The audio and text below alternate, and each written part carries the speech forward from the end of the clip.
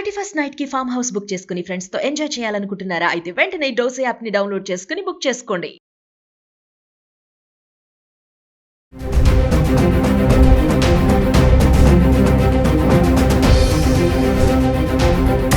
నమస్తే, welcome back to Suman TV. Present మనతో పాటు ఉన్నారు అనలిస్ట్ మందర్ కృష్ణారెడ్డి గారు. నమస్తే సార్. నమస్తే అమ్మ. సార్, ఇప్పుడు డెబిట్ కార్డ్తో పాటు బ్యాంక్ అకౌంట్ ఉన్న అకౌంట్ హోల్డర్స్ అందరికీ కూడా ఈ ప్రమాద బీమా సదుపాయాలు ఉన్నాయన్న సంగతి కొంతమందికి తెలుసు, కొంతమందికి తెలియదు. అంటే కవరేజ్ ఉంటుందంట, శాలరీ అకౌంటే కానీ, కార్డ్స్ ఉంటాయి కదా, డెబిట్ కార్డ్ కానీ, ప్లాటినం కానీ, మామూలు సాధారణ కార్డు కానీ. అసలు ఒకసారి వివరాల్లోకి వెళ్తే ఈ ప్రమాద బీమానా, జీవిత బీమానా అంటే ఒకసారి డీటెయిల్గా. చాలా మంది బ్యాంకులో అకౌంట్స్ ఓపెన్ చేస్తూ ఉంటారు, కానీ ఆ అకౌంట్స్ వల్ల అనేక రకాల ఇతర లాభాలు కూడా ఉంటాయని చాలా మందికి తెలియదు. ఫస్ట్ తెలుసుకోవాల్సింది ఏంటంటే, ప్రతి బ్యాంకు తన బ్యాంకు ఖాతాదారుడికి కొంత జీవిత బీమా మరియు ప్రమాద బీమా కలిగినటువంటి ఒక అవకాశాన్ని కల్పిస్తుంది. అది బ్యాంకు నుంచి బ్యాంకు మారుతుంది. ఒక బ్యాంకు ₹1,00,000కి, 2,00,000కి, ఇంకో బ్యాంకు 5,00,000కి, 10,00,000కి, 25,00,000 కూడా ఉంటాయి. మన యొక్క అకౌంట్ని బట్టి కూడా, మన బ్యాలెన్స్ని బట్టి కూడా వీటన్నిటి మీద ఆధారపడి ఉంటుంది. ఇది ఏ బ్యాంకులో ఆ బ్యాంకులో మన డీటెయిల్స్ తెలుసుకోవాలి. ఆ బ్యాంకులో అకౌంట్ ఓపెన్ చేసేటప్పుడే నాకు ఏదైనా బీమా సౌకర్యం ఉందా, జీవిత బీమా కానీ ప్రమాద బీమా కానీ ఉందని తెలుసుకోవాలి. అలాగే డెబిట్ కార్డు, క్రెడిట్ కార్డు లాంటివి మనం తీసుకున్నప్పుడు కూడా వీటికి కూడా సపరేట్గా కొన్ని ప్రత్యేకమైనటువంటి దీని లోపల కూడా కార్డ్స్లో కూడా వాటికి జీవిత బీమా, ప్రమాద బీమాలు కూడా ఉన్నాయి. ఎక్కువ ప్రమాద బీమా ఎక్కువ అవకాశాలు ఉన్నాయి దీని లోపల. ఈ ప్రమాద బీమాల లోపల ఏంటంటే మనం అకౌంట్ ఓపెన్ చేసుకోవడంతో ఆటోమేటిక్గా అవి కూడా వస్తాయి. అయితే కొన్ని బ్యాంకుల్లో ఏమున్నాయంటే ఇవి తప్పనిసరిగా మనం ట్రాన్సాక్షన్ చేయాలి. ట్రాన్సాక్షన్ చేయకపోతే సాధ్యం కాదు. రెండోది ఏంటి, ఈ డెబిట్ కార్డు కానీ క్రెడిట్ కార్డుని ఉపయోగించాలి. క్యాష్ ఒక్కటి తీసుకోవడం కాదు మనం చేయాల్సిన పని. దాన్ని పెట్టి ఏదైనా కొనాలి, పెట్రోల్ పోయించుకోవడము, లేకపోతే ఏదైనా నగలు కొనడము, బట్టలు కొనడము, ఏదో ఒక రకంగా ఉపయోగిస్తే అక్కడ ఏమవుతుందంటే అక్కడ క్రెడిబిలిటీ పెరుగుతుంది వాళ్ళకి. తద్వారా వాళ్ళకి బెనిఫిట్స్ చాలా ఉంటాయి. అంటే మా కస్టమర్స్ ఇంతమంది మీ దగ్గర పర్చేజ్ చేస్తున్నారు అని వాళ్ళ దగ్గర కొన్ని రాయితీలు వాళ్ళు పొందుతారు, కొంత బెనిఫిట్ పొందుతారు. అవన్నీ బిజినెస్ ట్రాన్సాక్షన్స్.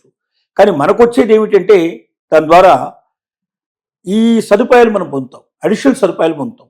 ఈ అడిషనల్ సదుపాయాల లోపల ప్రమాద బీమా మనకు దాదాపుగా 10 లక్షల నుంచి మొదలు పెడితే 20 లక్షలు, 50 లక్షలు, ₹1,00,000 దాకా కూడా వచ్చే అవకాశాలు ఉన్నాయి.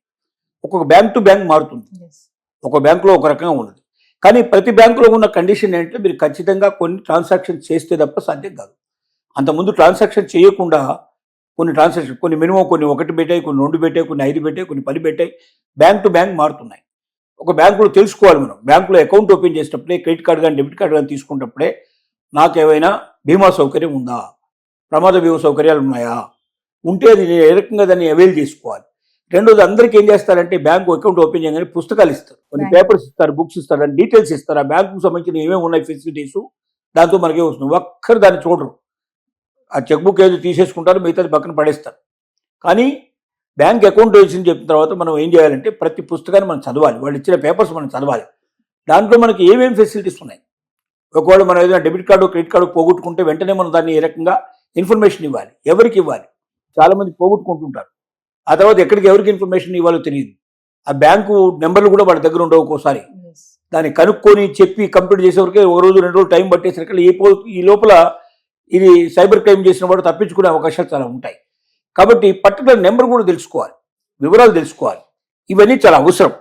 ఇలాగా మనం వెళ్తున్నప్పుడు మనకి ఏంటంటే దీంట్లో ఉదాహరణకి డెబిట్ కార్డుతో చూసుకున్నట్టయితే ఇన్సూరెన్స్ పాలసీ లోపల ఒక పాక్షిక వైకల్యం ఉండే వాళ్ళని కూడా దీంట్లో యాడ్ అవుతుంది.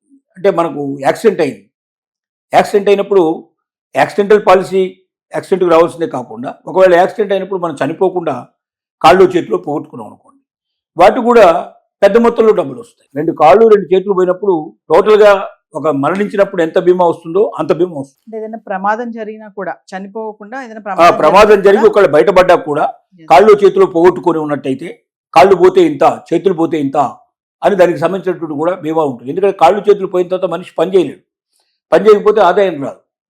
అంటే ఒక మనిషి జీవితంలో ఆదాయం లేకుండా బతకాలంటే చాలా కష్టంతో కూడుకున్న పని. కాబట్టి అతనికి ఆదాయం ఉండదు, కాబట్టి కొంత మొత్తంలో వాళ్ళకి వచ్చినట్టుగా చేస్తారు.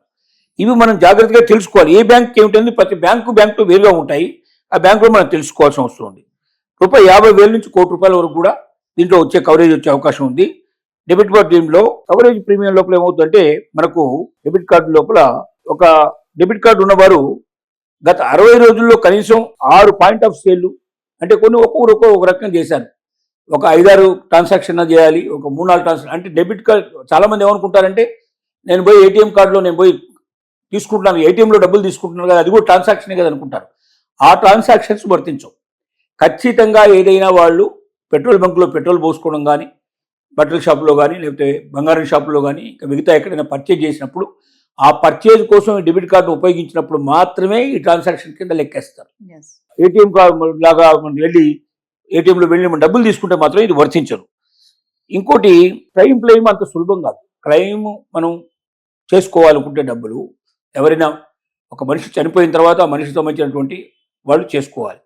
అందుకే ఏంటంటే ప్రతి అకౌంట్ మనం ఓపెన్ చేసేటప్పుడే నామినీని మనం పెట్టేసేయాలి ముందుగానే. ఎవరు మన తర్వాత ఎవరు దాన్ని ఉపయోగించాలంటే మన వారసుల్లో ఎవరిని మనం సెలెక్ట్ చేసుకుంటాం. ఒకవేళ నేను పోయినా సరే నా డబ్బులు ఎవరికి రావాలి, ఆ వచ్చేటువంటి బీమా అమౌంట్ ఎవరికి రావాలి, అది ముందే మనం డిసైడ్ చేసుకొని వాళ్ళ పేరు దాంట్లో నమోదు చేస్తేనే కానీ ఇది సాధ్యం కాదు. రెండు అయిన తర్వాత కూడా పేరు నమోదు చేసుకున్నాం, అయిపోయింది అనుకోకుండా ఏదైనా డెత్ జరిగినప్పుడు ఏం చేయాలి, ఎవరైతే వాళ్ళకి సంబంధించినటువంటి నామినీస్ ఉన్నారో లేదా వాళ్ళకి సంబంధించిన వ్యక్తులు ఉన్నారో వెంటనే ముందు మనం క్లెయిమ్ ఏది చేస్తున్నామో దానికి సంబంధించిన పేపర్స్ మనం వాళ్ళ డీటెయిల్స్ కానీ వాళ్ళ పేపర్స్ ఇస్తాను. అప్లికేషన్ తీసుకొని దాన్ని అంతా నింపేసి దాంట్లో డీటెయిల్స్ అని చెప్పి ఎక్కడ జరిగింది, ఏం జరిగింది, తర్వాత దానికి సంబంధించిన పోలీస్ కేసు అన్న జరిగిందా, దానికి సంబంధించిన ఇన్ఫర్మేషన్ ఏంటి, ప్రతి ఒక్కటి ఆధారాలని మొత్తం సమర్పించాలి. ఈ ఆధారాలు సమర్పించిన తర్వాత వాళ్ళు 30 రోజుల తర్వాత టైం తీసుకుంటారు, 30 నుంచి 60 రోజులు టైం తీసుకొని అవన్నీ కూడా పరిశీలన చేసి ఓకే అనుకున్నటువంటి డబ్బులు ఆటోమేటిక్గా వాళ్ళ అకౌంట్లోకి జమ చేసే అవకాశాలు ఉంటాయి. ఇవి అన్నీ తెలుసుకోకపోతే ఏమవుతుందంటే మనకు తొందరపడితే అయ్యేటువంటి పని కాదు. దీంతోపాటు శాలరీ అకౌంట్ సంబంధించినటువంటి డీటెయిల్స్ కూడా మన దగ్గర కొన్ని ఉన్నాయి. అంటే కార్డు వేరియేషన్స్ ఉంటాయి కదా సార్, కొంతమంది దగ్గర మామూలు కార్డు ఉంటుంది, కొంతమంది దగ్గర ప్లాటినం ఉంటుంది, కొంతమంది దగ్గర ప్రీమియం కార్డ్స్ ఉంటాయి. కార్డును బట్టి అమౌంట్ ఉంటుంది, కవరేజ్ ఉంటుంది. అంటే మనం ఎంతైతే అవైల్ చేసుకుంటున్నామో దాన్ని బట్టి, అంటే బ్యాంకుకు వచ్చే ఆదాయాన్ని బట్టి మనం ఎంత ట్రాన్సాక్షన్స్ ఎక్కువ చేస్తే బ్యాంక్ అంత ఎక్కువ డబ్బులు వస్తాయి. ప్రతి ట్రాన్సాక్షన్ చేసినప్పుడల్లా వాళ్ళు బ్యాంక్ ఛార్జెస్ కింద డబ్బులు తీసుకుంటారు. అంటే బ్యాంకుకు ఆదాయం వస్తున్న కొద్దీ ఆ డబ్బుల నుంచి కొంత డబ్బు వాళ్ళు ప్రీమియం కింద పే చేస్తారు. వాళ్ళు ఇన్సూరెన్స్ కంపెనీకి కడతారు. ఇది వాళ్ళు డైరెక్ట్ ఇచ్చే డబ్బులు కావు, ఇన్సూరెన్స్ కంపెనీకే ఇస్తారు. అంటే మన పేరు మీద ఒక అకౌంట్ ఇన్సూరెన్స్ ఓపెన్ అయిపోతుంది, ఆ ఇన్సూరెన్స్లోకి డబ్బులు వెళ్ళిపోతుంటాయి, కొంత పర్సెంటేజ్ వెళ్ళిపోతూ ఉంటుంది. తద్వారా మనకి ఇంత బెనిఫిట్ వస్తుంది. కాబట్టి మనకు వాల్యూ పెరిగినా కొద్దీ, కార్డు వాల్యూ పెరిగినా కొద్దీ మనకి ఎక్కువ బెనిఫిట్ వచ్చే అవకాశాలు ఉంటాయి. దీంతో పాటుగా మనం చూసుకుంటే శాలరీ అకౌంట్ హోల్డర్స్ కూడా ప్రత్యేకమైన కవరేజ్ ఉంటుంది. అంటే శాలరీ అకౌంట్ హోల్డర్ ఏం చేస్తారు, ఖచ్చితంగా బ్యాంక్ అకౌంట్ ఉంటేనే డబ్బులు ఇస్తా అంటారు. ఎందుకంటే వాళ్ళ శాలరీ అంతా బ్యాంక్ అకౌంట్లోకి వస్తుంది. కాబట్టి అలా శాలరీ అకౌంట్ హోల్డర్ ఏదైతే బ్యాంక్ అకౌంట్ ఓపెన్ చేశాడో వాళ్ళకు ప్రత్యేకమైన కవరేజ్ ఉంటుంది. వాళ్ళు కూడా తెలుసుకోవాలి, వాళ్ళకి జీవిత బీమా వర్తిస్తుంది, దాంతోపాటుగా వాళ్ళకి డెత్ కూడా సంబంధించినటువంటి కూడా ప్రమాద బీమా కూడా వర్తించే అవకాశం ఉంటుంది. కాబట్టి ప్రమాద బీమాలో నాకు ఎంత వస్తుంది, ఒకవేళ జీవిత బీమాలో నాకు ఎంత వస్తుంది, దీన్ని నేను ఎట్లా క్లెయిమ్ చేసుకోవాలి అని ప్రతి అకౌంట్ హోల్డర్ ఖచ్చితంగా వాళ్ళు శాలరీ అకౌంట్ హోల్డర్స్ కూడా కనుక్కుంటే కొన్ని లక్షల రూపాయలు వాళ్ళకి వచ్చే అవకాశం ఉంది. 10 లక్షలు, 2 లక్షల నుంచి మొదలు పెడితే, మినిమం 2 lakhs నుంచి మొదలు పెడితే 1 కోటి రూపాయల వరకు కూడా వాళ్ళ ఎంతైతే డబ్బు ఉంచుతారో, ఎంతైతే ట్రాన్సాక్షన్ చేస్తారో వాటన్నిటిని బట్టి ఉంటుంది ఇది. అంటే బ్యాంకుకి ఏదైతే ఇన్కమ్ వస్తుందో ఆ ఇన్కమ్ను బట్టి మనకు బీమాను వాళ్ళు ఏర్పాటు చేస్తారు. తద్వారా లబ్ధి పొందే అవకాశం ఉంది. అంటే మనం ప్రత్యేకంగా మనం ఏదైనా బయట బీమా చేసుకుంటే కూడా ఆ వచ్చే డబ్బులు సపరేట్, ఈ డబ్బులు సపరేట్, ఒకదానికి కూడా సంబంధం లేదు. మీకు బయట లైఫ్ ఇన్సూరెన్స్ లేకపోతే ఆల్రెడీ మీకు ఇంకొక రకమైన ప్రమాద బీమాను మీరు కట్టుంటారు, మీరు మాత్రం అది కట్టాం కదా ఆల్రెడీ, మనం ఎందుకు మళ్ళీ ఇవన్నీ వివరాలు మనం తీసుకోవడం కాదు. ఆ డబ్బు వస్తుంది, ఈ డబ్బు వస్తుంది, ఇది సపరేట్ కూడా వస్తుంది. ఈ వారసులకు డబ్బు వచ్చే అవకాశం ఉంది. లేక మీకు కాళ్ళు చెయ్యి ఒకవేళ మనకు పోయినట్టయితే మనకు ఆటోమేటిక్గా దాన్ని కలుపుకొని మనకి ఇంత డబ్బు వచ్చే అవకాశం ఉంది. ఇది ఫ్రీగా వచ్చే డబ్బు, దీనికి ₹1 మనం ఎక్స్ట్రా ఖర్చు పెట్టడం లేదు. మొదట వివరాలు తెలుసుకొని మనం నామినీని కరెక్ట్గా పెట్టేసి దాని డీటెయిల్స్ అన్ని తెలుసుకొని తర్వాత ఏ రకంగా దాన్ని తీసుకోవాలి అనేది కూడా తెలుసుకొని మన వారసులకు ఆ ఇన్ఫర్మేషన్ అంతా ఇచ్చేస్తే మనం ఏదైనా అనుకోకుండా జరిగినా కూడా అవతల వాడికి లక్షల కొద్ది రూపాయలు వచ్చే అవకాశం ఉంది. తద్వారా ఆ కుటుంబం ఇంకా సక్రమంగా నడవడానికి, ఇంకా వాళ్ళు ఆర్థికంగా భారం పడకుండా ముందుకు పోవడానికి అవకాశం ఉంటుంది. ఇలాంటివన్నీ మనం తెలుసుకోవాల్సిన అవసరం ఉంది. ఇది లేకపోతే చాలా ఇబ్బందులు పడతాం. ఏదేమైనా మనకు డెబిట్ కార్డులో ఇటువంటి సదుపాయం ఉందా లేదా అనేది ఖచ్చితంగా కనుక్కోవాలి. ఇంకోటి చాలా మంది చేసే పని ఏంటంటే, మనం రోగానికి సంబంధించిన దాంట్లో మనం ఏం చేస్తున్నాం అంటే హెల్త్ ఇన్సూరెన్స్ చేస్తున్నాం. ఈ హెల్త్ ఇన్సూరెన్స్లో కూడా ఒక సదుపాయం ఉంది.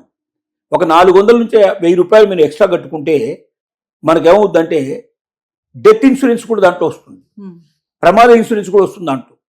అంటే ప్రమాద బీమా, మరి మనం చనిపోయిన తర్వాత కూడా ఎంత అమౌంట్ వస్తుంది అనేది కూడా దాంట్లో ఉంటుంది. చాలామందికి ఈ సంగతి తెలియదు.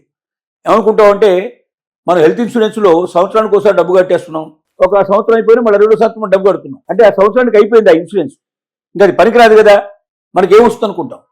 ప్రతి సంవత్సరం మీరు కట్టేటప్పుడు ఆ ఎక్స్ట్రా 400 నుంచి మొదలు పెడితే 1000 రూపాయల దాకా మీరు ఎంతో తెలుసుకొని కట్టగలిగితే దీని ద్వారా ఏమవుతుందంటే వ్యక్తి మరణిస్తే కూడా, అంటే హెల్త్ ఇన్సూరెన్స్ హెల్త్కు మాత్రం ఉపయోగపడుతుంది, హెల్త్ వరకు మనం చేసుకుని జరుగుతుంది. కానీ హెల్త్ కాకుండా మీరు ఏదైనా యాక్సిడెంట్లో మనిషికి ఏదైనా జరిగినా కూడా, కాళ్ళు చేతులు పోగొట్టుకున్నా సరే లక్షల రూపాయలు వస్తాయి.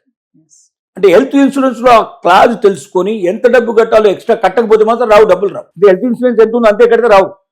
ఎక్స్ట్రా ఈ 500 నుంచి 1000 రూపాయల దాకా కడితే ఇవన్నీ వస్తాయి. ఇలాంటి చిన్న చిన్న విషయాలు తెలుసుకోవడం ద్వారా లక్షల రూపాయలు మనం బెనిఫిట్ అయ్యే అవకాశం ఉందనేది, దాన్ని పోగొట్టుకోకుండా ఉండాలని మనం ప్రేక్షకులు మనవి చేస్తున్నాం. Thank you sir.